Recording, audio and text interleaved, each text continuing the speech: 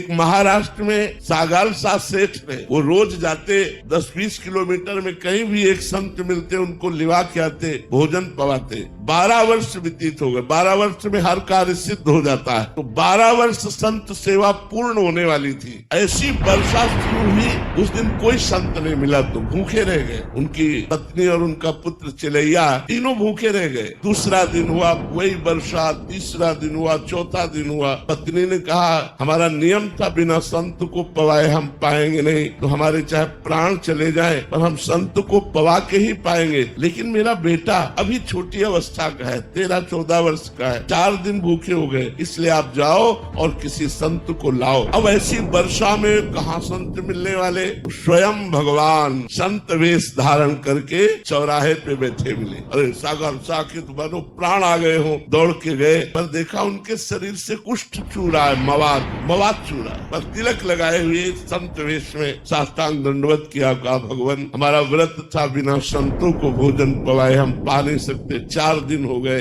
हमारे परिवार में किसी ने जल भी नहीं पिया। आप चलें और प्रसाद पाए और हमारे परिवार के प्राणों की रक्षा हो जाए, हमारे नियम की पूर्ति हो जाए। उनका हाँ चल सकते हो, लेकिन मैं चलने लायक नहीं हूँ, मुझे कोई अपने कांधे पे ले चले। तो उनका आओ प्रभु मेरे कांधे पे बैठो। उनका नहीं, एक आदमी तो मक्खी उड़ाने के लिए चाहिए ना, अपनी पत्नी को लिवा के लाओ। गए घर में पत्नी से कहा, पत्नी आई, जे ही वो बीभत्स रूप देखा, यहाँ घाव मवाद चूरा है। और उसके मन में आया नहीं संत के प्रति दोष दर्शन नहीं करना, मुझे संत सेवा करनी, इसलिए बैठा ला। अब वो इतनी दुर्गंध भगवान ने बढ़ा दी कि दोनों पति पत्नी छोड़कर भाग जाए, लेकिन गोविंद गोविंद गोविंद एक एक कदम भगवान नाम जप करते हुए घर पहुंचे। उनको स्नान कराया, चंदन लगाया। तो उन्होंने फिर खीर पुआ ये अच्छे अच्छे पदार्थ सामने रखे। भगवान जो संत वेश में कुष्ठी रूप में थे, उन्होंने कहा खीर पकवान नहीं पाते। तो उनका प्रभु हम तो वैष्णव हैं, हमारे यहाँ तो प्याज लहसुन भी नहीं बनता, आप संत वेश में आए, आप भूखे वापस लौट जाएंगे, आप रुकिए, मैं कसाई वाले से मांस लेकर के आता हूँ। उन्होंने कहा नहीं कसाई वाले का मांस नहीं चाहिए, हमें कसाई वाले का मांस नहीं चाहिए। यदि आप पवाना चाहते हो तो अपने पुत्र का मांस पवा दो। पत्नी की तरफ देखा और कहा ये क्या संत है, लेकिन संत पे दोष दर्शन करके या उनको